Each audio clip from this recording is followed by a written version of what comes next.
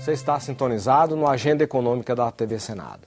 Mesmo depois da aprovação de um socorro de 130 bilhões de euros para a Grécia, são grandes as dúvidas sobre a crise econômica europeia. Até que ponto os gregos poderão cumprir o rigoroso programa de ajuste sem causar uma convulsão social com grave ameaça à governabilidade e até que ponto poderão honrar os títulos do governo ao longo do tempo são questões para as quais não se encontra resposta precisa. Há dúvidas também sobre o tempo de duração da crise e sua capacidade de contaminar outros países, muitos já visivelmente debilitados, como Portugal, Espanha e Itália. O Brasil e a crise europeia. Esse é o tema de hoje do seu Agenda Econômica. Quem está conosco para analisar esse tema é o professor Newton Marques, da Universidade de Brasília, UNB. Participa dessa entrevista o jornalista Beto Almeida. Professor Newton, muito obrigado pela sua presença nos estúdios da TV Senado. Eu que agradeço o convite. Professor, eu queria começar com a gênese da crise, né? Quer dizer, alguns economistas tentam simplificar, dizendo que a crise a origem da crise é uma coisa muito simples. Os governos gastaram mais do que podiam, mais do que tinham arrecadado. E daí houve um desajuste estrutural de déficit público e crescimento da dívida, e com isso gerou a crise. O senhor concorda com essa análise? Não. Eu acho que é muito simples você admitir isso. O que aconteceu é que a própria construção do euro já foi uma coisa que não ficou bem resolvida. Por quê? Porque estabeleciam determinados limites limites, no caso de endividamento, por exemplo, e existia também a questão da produtividade diferente dos países. Uhum. Então você não pode... Imagine você tratar os desiguais igualmente. Vamos pegar um paralelo do Mercosul. Uhum. Você querer que o Paraguai faça a mesma coisa que o Uruguai, por exemplo. Pegar só aqueles dois. Uhum. Então, quer dizer, você tem que ter uma transformação muito grande. Bom, então toda a gênese do problema do Tratado de Maastricht, que justamente gerou a questão do euro, um negócio que foi complicado. Mas... economia tem muito disso. Quando as coisas estão acontecendo mais ou menos, não precisa estar acontecendo muito bem, não. Ou seja, tem um crescimento econômico, todas as mazelas, todas as diferenças são jogadas para debaixo do tapete. Então, durante muito tempo, a Europa conseguiu conviver. A Alemanha e a França se beneficiaram bastante do euro, porque eles tinham produtividade, os outros não tinham, até esperar que os outros se enquadrassem. Então, eles foram financiando. E acontecia também que a economia nos Estados Unidos, a economia mundial, conseguia no seu ritmo.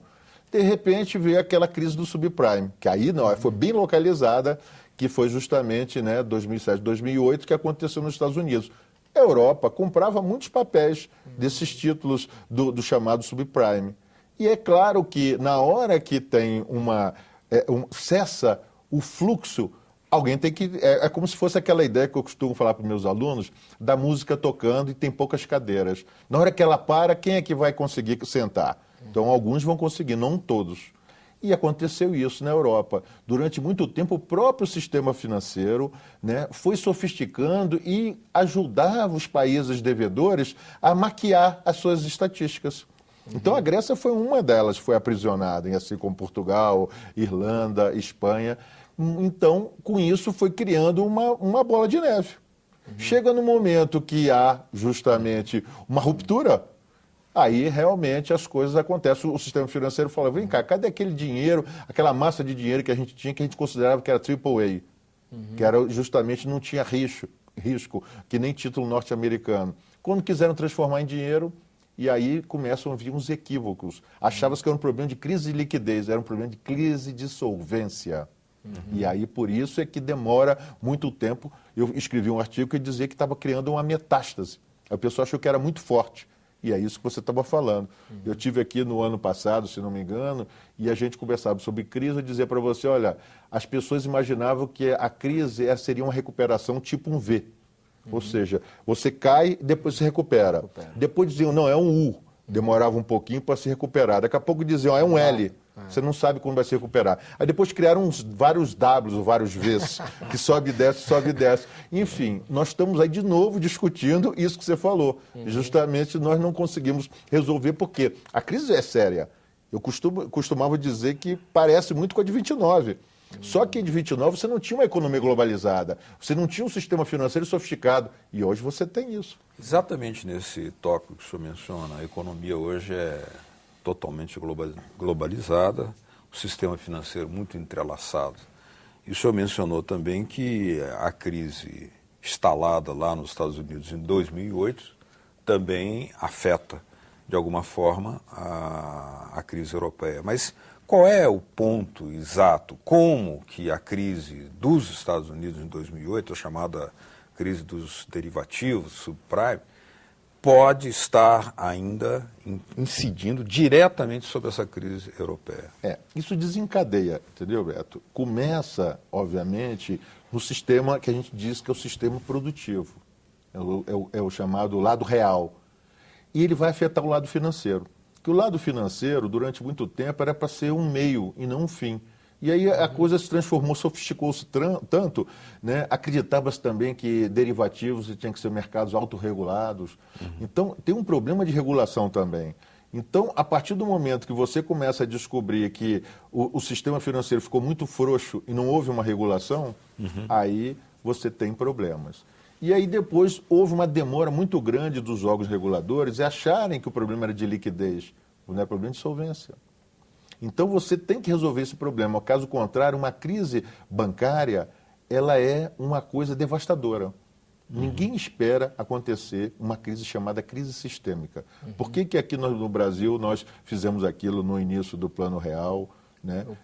O PROE, e outros países fazem isso para evitar justamente que se dizime tudo, entendeu? Porque o setor financeiro, ele está assim que nem um sistema circulatório, está para o corpo humano.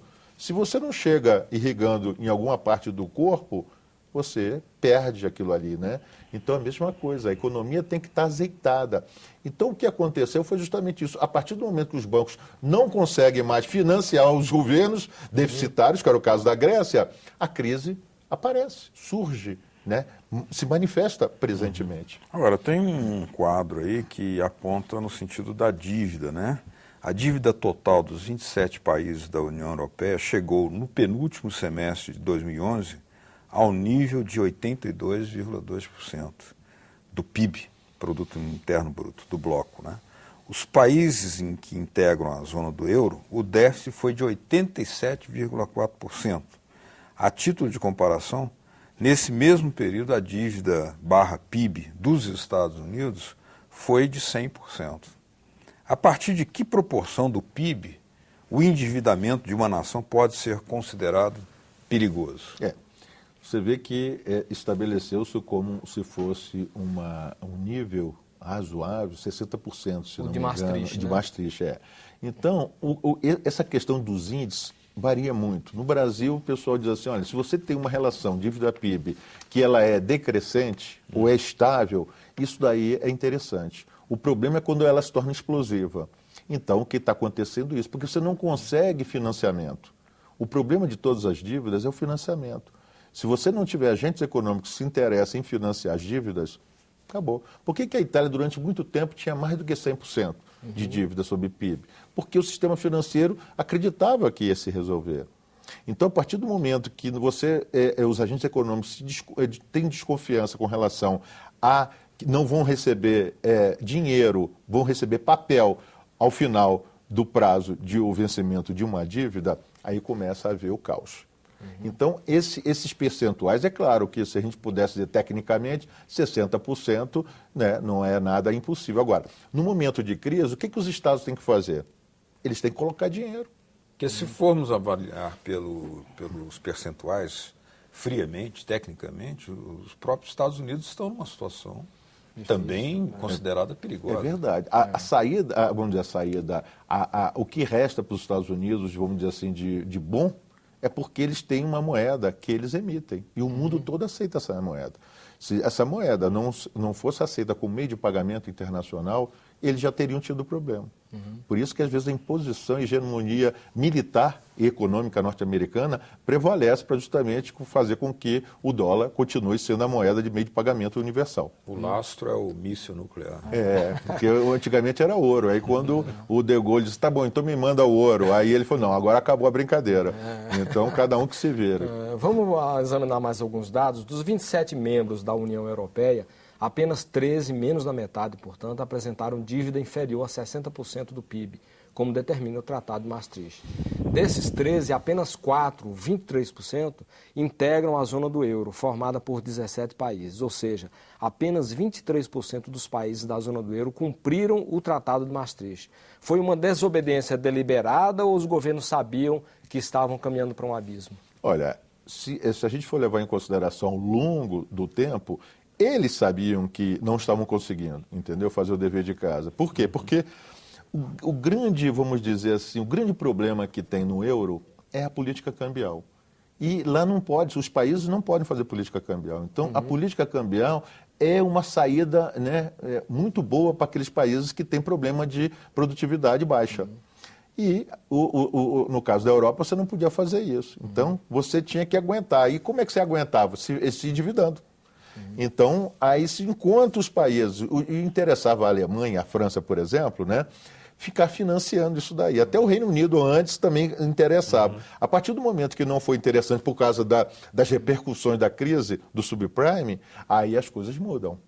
Agora, isso era admitido. Então, é claro, os próprios bancos criavam, maquiavam, ajudavam a maquiar com os governos, principalmente o grego, estatísticas para dizer para o pessoal que estava tudo bem. Criava aqueles derivativos, entendeu? Então, agora, por isso é que agora os bancos dizem assim, olha, se nós somos um risco de que too big, too fail. Então, se por acaso vocês deixarem eu quebrar, nós vamos arrastar o sistema todo. E aí acaba chantageando. Então, por isso é que se está colocando muito dinheiro para tentar ver se os bancos não vão também, né, na quebradeira. Explica melhor essa questão da política cambial que o senhor tocou aí. Quer dizer, como é que porque todo mundo está amarrado no euro. Isso. Grécia, Portugal, é a política monetária. E a Alemanha e França. Vamos pegar exemplos bem contrastantes. Né? De um lado, Portugal e Grécia, e do outro lado, Alemanha e França. Como é que a política, o fato de ter uma só moeda, prejudica as exportações de Grécia e Portugal e não prejudica da Alemanha e da França? Isso, porque a partir do momento que o que é exportação, você não tendo que desvalorizar a sua moeda, então você tem que estar com a produtividade muito boa. O caso de Portugal, o caso da Irlanda, o caso da Grécia... Inclusive tecnologia, né? Isso, sempre a produtividade foi baixa, você entendeu? Então, eles não conseguiram avançar na tecnologia. Você vê o que é, às vezes você pergunta, o que é que Portugal tem desse tempo todinho que conseguiu desenvolver? E não podiam fazer um câmbio defensivo para eles, para se proteger. Justamente. Então, o câmbio defensivo, justamente, você desvaloriza a moeda, então você acaba permitindo com que o setor exportador ele seja credenciado a poder exportar, porque tem uma rentabilidade. Então, é isso que não acontece, né? Esse é por um lado. Única, né? Isso é por um lado. E tem por outro lado, que é esse que está o maior problema, é que você tem estados soberanos.